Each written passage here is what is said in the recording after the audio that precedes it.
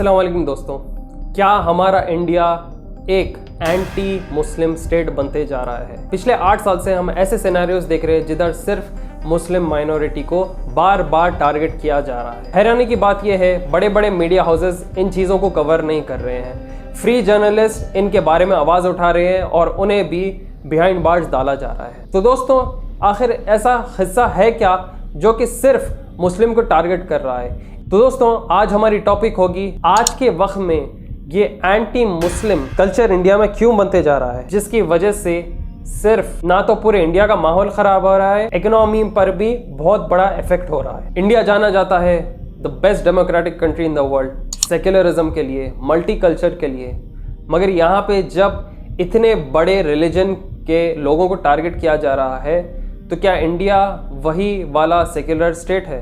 आइए दोस्तों, आज हम इस वीडियो में कुछ चंद चीज़ें कवर करते हैं जो कि बार बार आप देखेंगे कि कैसा एक पर्टिकुलर कम्युनिटी को ढेर सारे तरीके से टारगेट किया जा रहा है।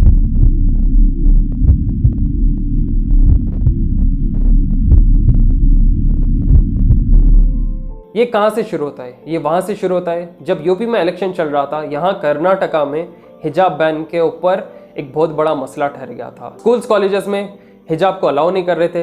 रिसेंटली आप कर्नाटका में ढेर सारे एंटी मुस्लिम हेट क्राइम्स भी देखे होंगे, जिधर मॉब्स आए हैं और एग्रेसिव कैंपेन्स चलाते हुए मुसलमानों के अगेंस्ट एक दहशत फैलाए हैं। आप देखेंगे कि फेस्टिवल्स के दौरान इनका मॉब जाता है तो ये मस्जिदों पे चढ़ के वहां पे सैफरॉन के झंडे लगा देते हैं और ऐसे गाने चलाते हैं सीधा मस्जिद के बाहर जो कि प्रोवोकिंग हो। और तो और इनके लीडर्स जब इनके कैनवस के साथ जाते रहे तो मस्जिद के जैसा ही नजदीक आते तो इनकी हेट स्पीच बाहर आती है। आप ढेर सारे वीडियोस मध्य प्रदेश से, गुजरात से, गोवा, वेस्ट बंगाल, बिहार से आते हुए देखेंगे और सोशल मीडिया पर इन्हें वायरल होते हुए देखे होंगे। रिसेंटली उत्तर प्रदेश में एक हिंदू प्रीस्ट स्पीकर पर धमकी देता है कि मुसलमान औरतों को वो पब्लिकली गलत हरकत करेगा बीच रोड पर लाकर। इसका नाम है बजरंग मुन्नी दास और इसने ये हरकत की थी नवरात्रि पर। पहली बात, अगर प्रीस्ट है तो ये बात बोलना नहीं चाहिए। अगर पॉलिटिकल लीडर है तो सेक्युलर लीडर ऐसी हरकत नहीं करता। तीसरी चीज, अगर बात बोलना ही है तो मस्जिद के नजदीक क्यों बोली जा रही है? सब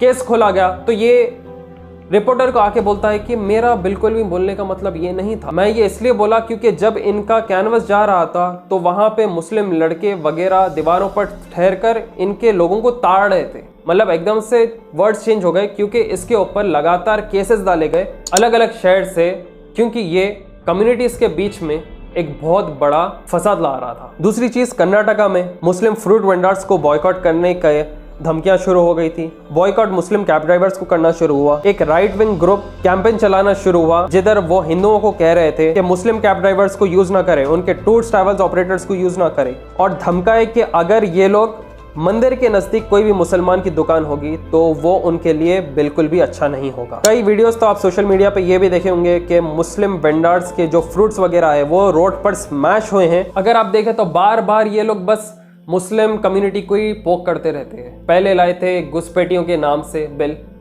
फार्मर्स पे करें, मगर सरदार जी लोग जब खुद ठहर गए तो खामोश हो गए। उसके बाद हिजाब को अटैक कर रहे हैं। चलो बीफ बैन की बात करते हैं, चलो कोई बात नहीं, हमें भी दूसरों के रिलीजन को रिस्पेक्ट करना चाहिए, मगर सबसे ज्यादा एक्सपोर्ट बीफ कहाँ होता है पता है आपको? इंडिया के थ्रू होता है। इंडिया में तकरीबन इतना बीफ एक्सपोर्ट होता है। अब और चंद चीजें आते हैं सोशल मीडिया पे, लोग पोस्टिंग करके कहते हैं कि कश्मीर फाइल्स के बाद द कन्वर्जन एक मूवी जो कि प्रीमियर हुई थी अहमदाबाद में, और आप गौर करेंगे एक लड़की है, राइट साइड एक मुस्लिम कैप पहनते हुए आदमी और लेफ्ट साइड एक तिलक लगाया हुआ आदमी है। लव जिहाद वाली कॉन्स्पिरेसी, तो शायद उसके अराउंड ये चीज है। और एक चीज ये भी आती है सोशल मीडिया पे, फेस्टिवल सेलिब्रेट करते हुए स्वॉर्ड्स हवा में फिरा रहे हैं तो इनको ये वेपन्स कौन दे रहे हैं?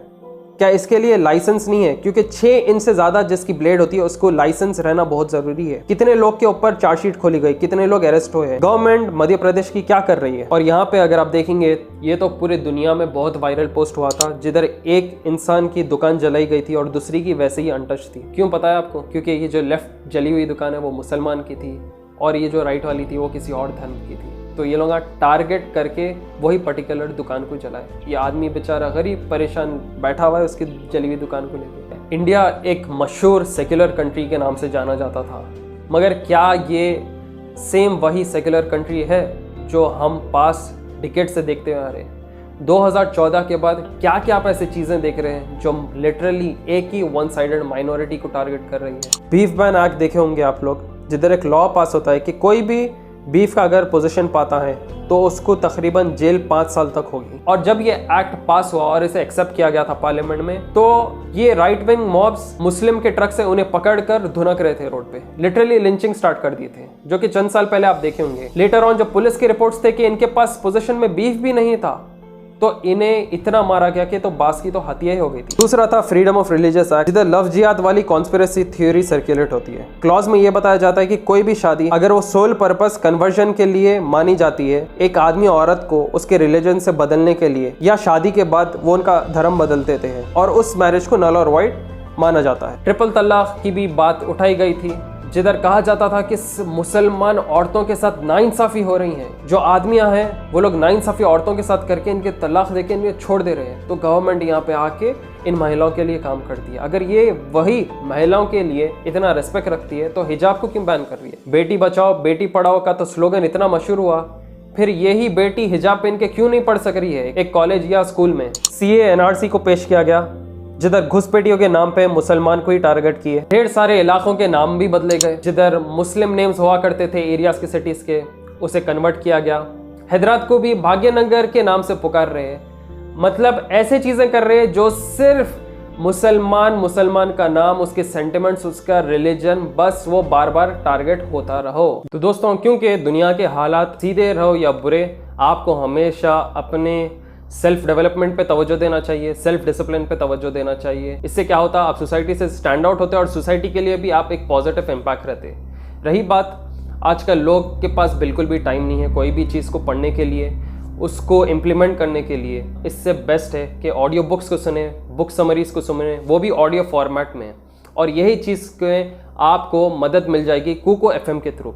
कुको FM इंडिया का लार्जेस्ट ऑडियो बुक प्लेटफॉर्म है, जिसके ऊपर 1000 आवर्स से ज़्यादा कंटेंट लाइब्रेरी है। इसके ऊपर ढेर सारा नॉन फिक्शन कंटेंट है और इसकी रेटिंग तकरीबन 4.5 स्टार से ज़्यादा है। कुको FM आपको मदद करेगा आपकी लाइफ चेंज करने में, आपके लाइफ में एक पॉजिटिव इम्पैक्ट लाने में। उनके ईजी इंग्लिश मीडियम लर्निंग से नई चीज़ें सीख सकते हैं, अपने अंदर डेवलपमेंट ला सकते हैं, सेल्फ डिसिप्लिन ला सकते हैं, अपना माइंडसेट बदल सकते हैं आप। और इसी वीडियो से रिलेटेड मैं एक बुक समरी को सुन रहा था कुको FM पे, जिसका नाम है माइंडसेट, जिधर एक इंसान चाहे वो बाहर क्यों खेल ना रहा हो, पढ़ाई क्यों नहीं कर रहा हो, घर के रिश्ते रहो, वो अपने माइंडसेट को कैसा पॉजिटिव रख सकता है, कैसे डेवलप कर सकता है, इससे एक अच्छी चीज सीख के वो कैसे लोगों के बीच में एक अच्छा इंसान, एक अच्छा लीडर, एक अच्छा सेल्फ डिसिप्लिन आदमी बन सकता है। तो दोस्तों, आप भी चेकआउट कीजिए कुको FM, एक बहुत ही बढ़िया ऑडियो बुक प्लेटफॉर्म। आप बस सुनते हुए नई नई चीज़ें सीख सकते हैं और उसे इंप्लीमेंट कर सकते हैं अपनी ज़िंदगी में। मेरे व्यूअर्स के लिए एक बहुत ही स्पेशल ऑफर है कि अगर आप लोग कोड यूज़ किए TBV50 तो आपको स्ट्रेट फॉरवर्ड 50% का डिस्काउंट मिल जाएगा कुको FM पर। तो दोस्तों, जल्दी जाओ, इस ऑफर को ग्रैब करो। इनका लिंक आपको मिल जाएगा नीचे डिस्क्रिप्शन में। Now we will be back to our video. GDP की बात नहीं होती है, GDP तो सबसे ज़्यादा नीचे गिरा है। टैक्स जो पेट्रोल डीजल वगैरह पे हमें इंडिया में लग रहा है वो बहुत हाई है दूसरे कंट्रीज से अगर कंपेयर करें। अगर आप इसके ऊपर आवाज उठाए तो गो टू पाकिस्तान या गो टू श्रीलंका वाली बात आपको बोलेंगे। तो दोस्तों, यहाँ पे जब आप देखेंगे कि आपका neighbouring country China super power of the world बन रहा है और आपका कंट्री इन्फ्लेशन फेस करने वाला है, अंदर आपके कम्युनिटीज को टारगेट कर रहा है, तरक्की के जगह नफरत और हेट फैलते हुए देख रहा है। अगर आप गौर किए तो इतने साल से एंटी मुस्लिम एनवायरनमेंट बनते जा रहा है कि लोग के दिल में एटलीस्ट 10%, 20% या 30% वो कालिक बढ़ते रहे। आप मानोगे नहीं, सबसे बेस्ट इसलिए पूरे इंडिया में साउथ इंडियन स्टेट्स है, क्योंकि यहाँ पे ना ये हिंदू मुस्लिम वाली फीलिंग नहीं रखती। इसको ये RSS backed up political parties बिल्कुल भी ब्रेक नहीं कर पा रहे। मानोगे नहीं, हमारे खुद नेबर्स नॉन मुस्लिम्स है, ना उनसे हमें तकलीफ हुई ना हमसे उन्हें तकलीफ हुई। मेरे एरिया में तकरीबन 6 मस्जिद है, एक मंदिर है, आज तक कुछ ऐसा नहीं हुआ। To be honest,